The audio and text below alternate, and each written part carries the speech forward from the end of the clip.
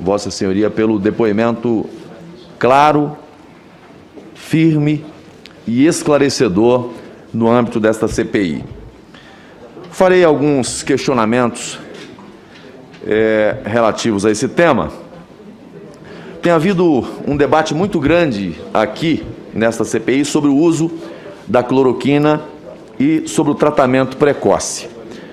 A senhora já respondeu diversas perguntas acerca disso, é verdade, mas praticamente somente em relação ao governo federal, enquanto sabemos que a execução das políticas de saúde é feita praticamente pelos estados, pelo Distrito Federal e pelos municípios através de suas unidades de saúde. Considerando que cloroquina e tratamento precoce têm sido demonizados nesta CPI, resolvi fazer um pequeno levantamento envolvendo justamente as unidades da federação que são responsáveis por atender os pacientes.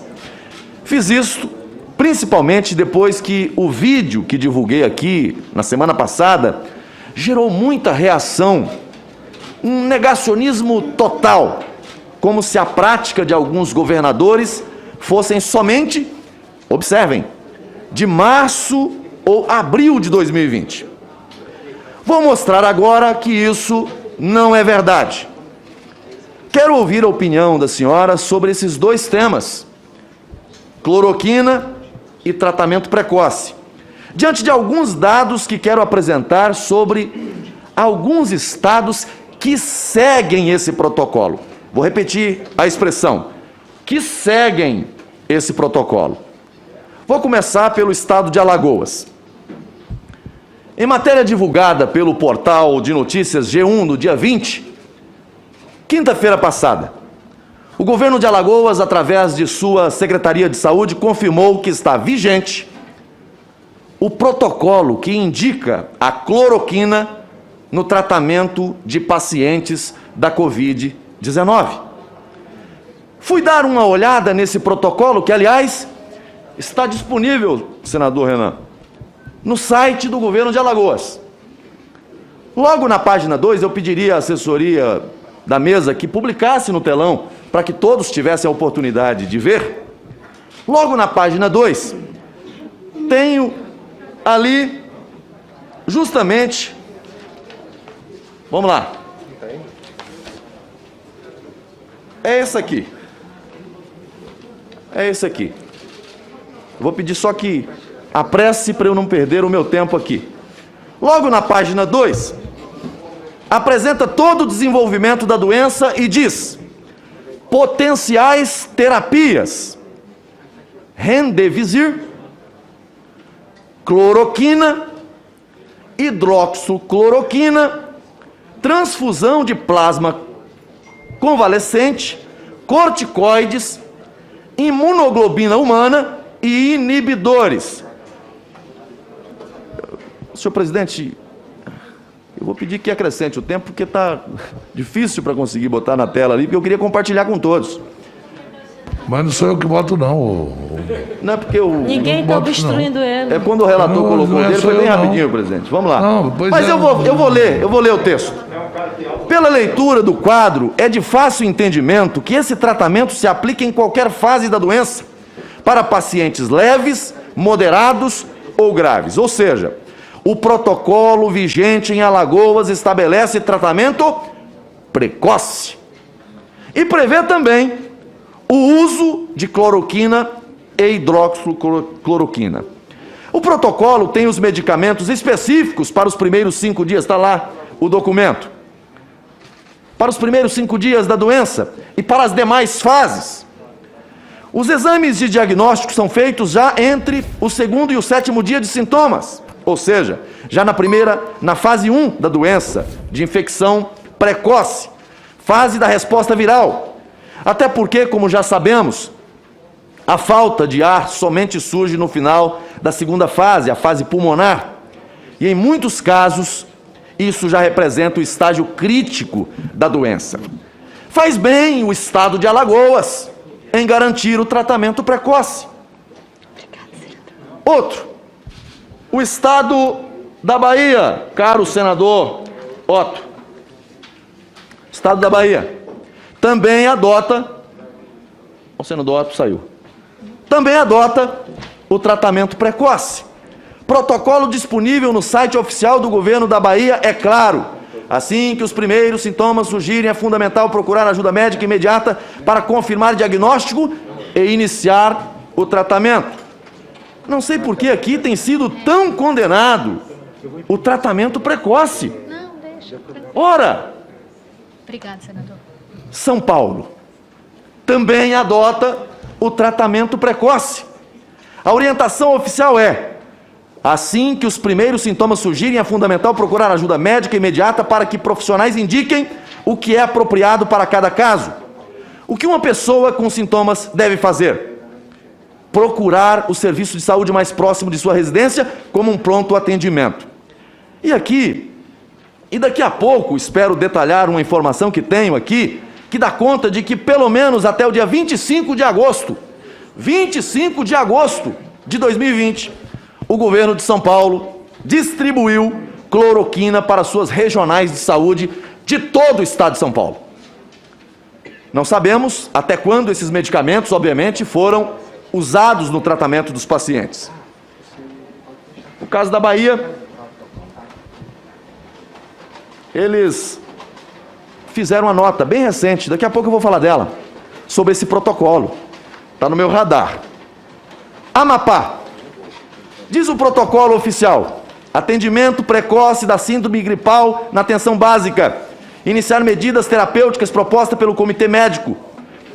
Difosfato de cloroquina, ou hidroxicloroquina, ou ivermectina, ou nitazoxanida, associados à azitromicina, e ou amoxicilina mais clavulanato. O protocolo, senhor presidente, foi elaborado pelo Comitê Médico de Enfrentamento à Covid-19 e tem como autores os seguintes profissionais: Dr. Pedro Omar Valadares Melo, um grande profissional de saúde. Eu estive com ele no Amapá.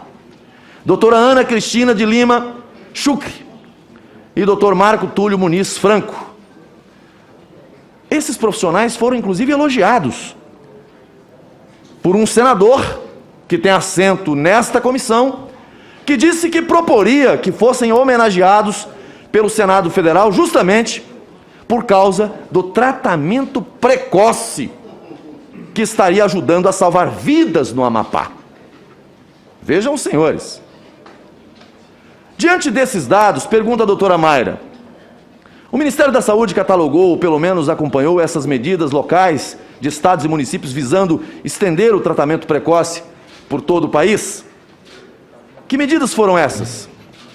A senhora saberia dizer quais outros estados adotam protocolos semelhantes? Senador, o nosso trabalho se resumiu em disponibilizar uma orientação segura para os profissionais da saúde, seguindo a orientação já dada pelo Conselho Federal de Medicina no seu documento, que ele diz que a autonomia médica é dada durante a pandemia para que eles possam dispor de medicamentos já conhecidos, ou seja, seguros, para enfrentar a doença. A nota orientativa número 17 do Ministério da Saúde, ela surge no contexto do trabalho publicado em Manaus, onde 22 pacientes evoluíram para o óbito a partir de doses tóxicas de cloroquina. A nota orientativa do Ministério, ela orientou que os médicos utilizassem uma dose 4 vezes menor do que a dose a que foram submetidos os pacientes de Manaus. Então, nós exercemos o nosso papel de não prevaricar e assim decidimos fazer uma orientação segura, já que a medicação vinha sendo usada no país, e nós temíamos que casos como o de Manaus acontecessem e as pessoas fossem a óbito não por causa da medicação, mas pela exposição a doses tóxicas, que é o que aconteceu. E essa foi a grande imputação de um crime a essas medicações.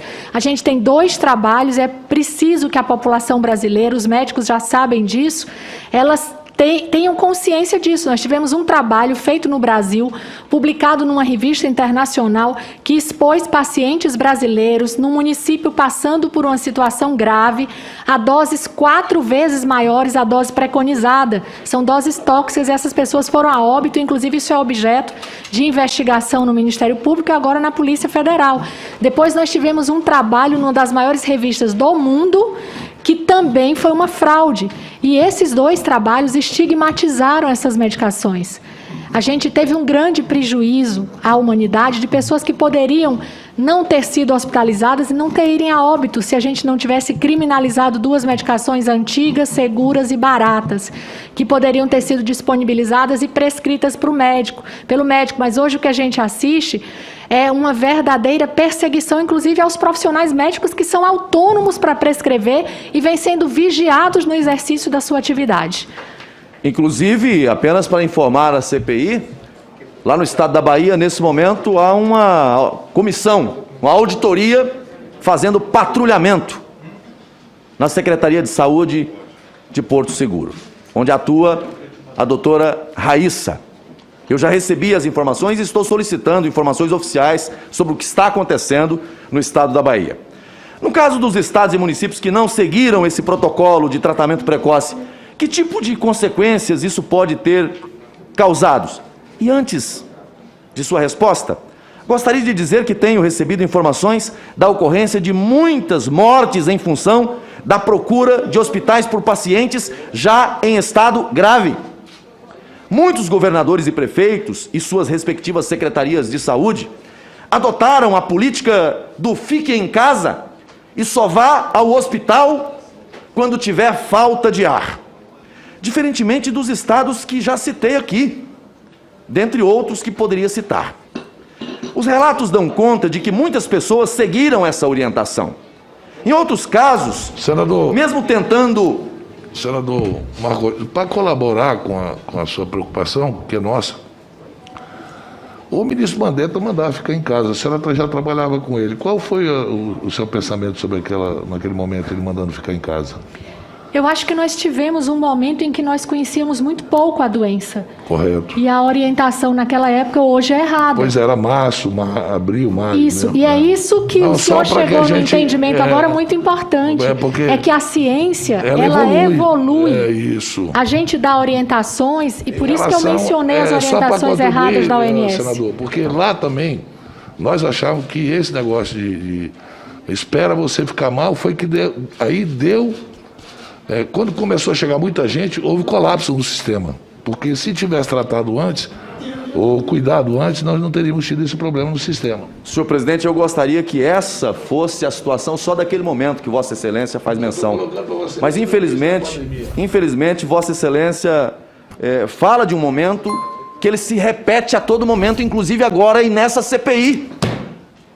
Quando os arautos, pais da ciência, dizem aqui que não pode ter tratamento precoce, que não pode oferecer medicamento que não tenha na bula prescrição para a Covid. Isso é negacionismo, isso é negar atendimento, isso é negar socorro médico, isso é a política do fique em casa. Com todo respeito, não foi o ex-ministro Mandetta que introduziu o fique em casa, e gostaria que fosse só naquele momento, que havia muito pouca informação. Mas o que me preocupa é o que acontece hoje com o volume de informação que nós temos, e essa política reverberada, essa narrativa criminosa, homicida, de não tome remédio que não tenha prescrição na bula para a Covid-19. Vai tomar o quê? Vai tomar o quê? Juízo. Realmente, estou ouvindo aqui de alguns senadores, juízo, que criticam o atendimento, que criticam o socorro médico. O que tenho ouvido é que muitos pacientes, já pelo 5º, 6º ou 7º dia, começaram a apresentar problemas respiratórios e chegaram aos hospitais já precisando de respiradores mecânicos, o que não eram suficientes para todos pela alta demanda. Muitos pacientes já chegaram com pulmões altamente comprometidos. Em muitos casos, o quadro já exigia a internação em UTI. E a insuficiência de leitos se tornou maior ainda. São inúmeros os relatos de muitas pessoas que morreram pelo agravamento dos problemas respiratórios, na fila, à espera de UTI. em cidades do interior de todo o país, onde não há uma UTI sequer, houve demora para se conseguir o próprio translado, e muitos morreram nessa espera. Outros morreram nas estradas, não conseguiram sequer chegar aonde havia uma UTI. Outros tantos foram entubados, já pelo quadro avançado da doença, e morreram, porque todos sabemos que não é baixo o índice dos entubados que foram levados a óbito. Pergunto, o Ministério da Saúde tem um levantamento que permite analisar o impacto desses casos no número de mortes? Se não tem, há mecanismos oficiais que permitiria se chegar a isso, doutora Mayra? Senador, nós não temos um segmento dos pacientes que são submetidos a esse tratamento na fase inicial da doença. Isso ficou muito, até por conta dessa perseguição a que os médicos vêm sendo submetidos no Brasil, por conta de grupos de médicos, e muitas vezes as próprias prefeituras e os estados que fazem esses protocolos locais, eles escondem por conta do policiamento ideológico que se criou no país e no entorno dessas medicações. Então, como nós temos muita responsabilidade, nós começamos a buscar estudar cidades com menor letalidade e correlacionar com fatores que pudessem resultar nessa menor letalidade, mas não conseguimos confirmar as informações para correlacionar as variáveis, e por isso eu fico aqui sem lhe dar essa resposta por conta da imprecisão dos meus dados. Agradeço, Vossa Excelência, mas nós precisamos enfrentar esse aspecto. O que mata mais é o atendimento precoce, é o tratamento precoce, com os medicamentos disponíveis, receitado pelos médicos, ou é a negação do atendimento? Do procure só quando já não tiver mais jeito. A falta de um tratamento precoce não leva o paciente a mortes apenas em decorrência de problemas respiratórios. Já existem estudos bem fundamentados, cito como exemplo o trabalho de um grupo de pesquisadores da PUC do Paraná, que dão conta de outras complicações que podem ocorrer com o avanço da doença. Os principais são complicações vasculares. A doença deixa de ser viral e passa a ser trombogênica. Sem falar também nos casos de inflamação renal e insuficiência renal, ou inflamação no coração ou no fígado. Também há risco de trombose ou eventos como acidente vascular cerebral. São diversos os relatos específicos acerca de pacientes que passaram por esse tipo de experiência e foram a óbito. Os estudos realizados pelos pesquisadores da PUC foram feitos a partir de amostras pós-morte e indicam que o uso de anticoagulantes precocemente pode ajudar no tratamento da Covid-19 a fim de evitar os trombos. Pergunto, o Ministério da Saúde tem conhecimento desses estudos? Senador Marco Rogério, eu já dei para Vossa Excelência 4 minutos.